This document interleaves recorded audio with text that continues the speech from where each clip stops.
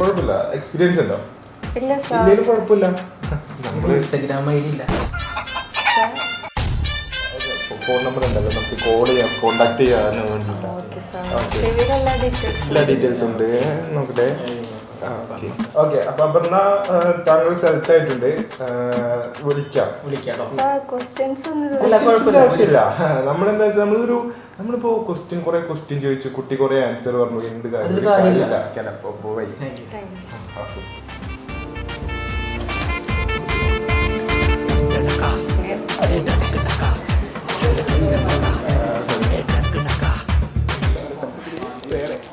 ചോറ് ഞാൻ കൊടുത്തോളാം.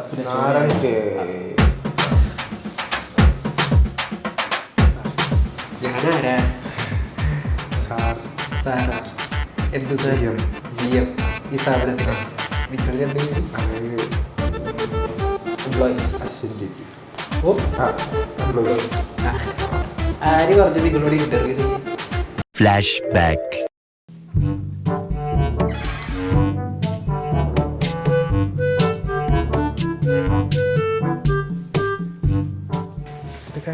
ഇന്റർവ്യൂവിന് വന്നതാ. അതല്ല നമ്മളോട് ഇന്റർവ്യൂ ചെയ്യാൻ പറഞ്ഞു. അതെ, ഒരു കാര്യം ചെയ്യാം. ക്യാബിനോട്ട് വരാൻ പറഞ്ഞു. സെലക്ട് ചെയ്ത ആളില്ലേ? എങ്ങനെയുണ്ട്? നല്ല കൊള്ളാല്ലേ? നോക്കിയിട്ട് അവരിവിടെ പൊടയായിട്ട് നിൽക്കുന്ന രണ്ടുപേരും പൊക്കും. എന്നാ സാറിനോട് പറയാല്ലേ?